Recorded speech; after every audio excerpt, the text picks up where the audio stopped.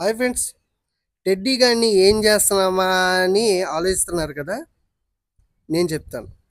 Teddy గాడిని కానీ బూబు గాని కానీ డాలర్ గాని కానీ మా కంట్రోల్లోకి తెచ్చుకోవడానికి ముందు వాటికి మసాజ్ చేయడం మొదలు పెడతాం.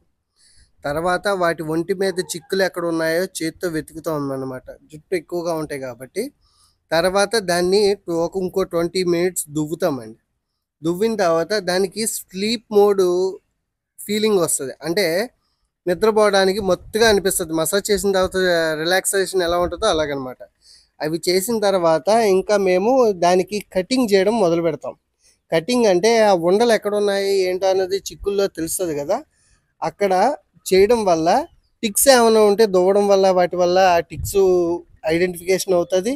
ఇంకో విషయం ఏంటంటే ఈ టిక్స్ వల్ల మిగతా ఉన్న పెట్స్ కూడా అంటుకోవడం వల్ల వాటికి ఏంటంటే ప్రాబ్లం క్రియేట్ అవ్వకుండా ముందే హెచ్చరిక అనమాట. గెస్ చేసుకుని చేసుకోవడం.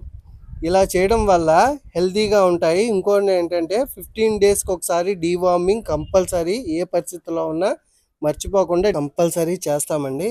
ఎందుకంటే వీటి ఆరోగ్యం వల్లే మిగతా పెట్స్కి సంబంధించి కూడా అవి హెల్తీగా ఉంటాయి. లేకపోతే ఒకేసారి 3 సిక్ అయ్యే పరిస్థితి ఉంటుందండి.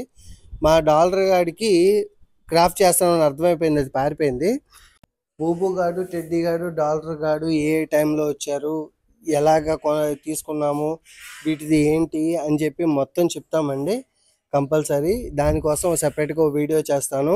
మా వీడియోలను ఆదరిస్తున్నందుకు చాలా థ్యాంక్స్ అండి.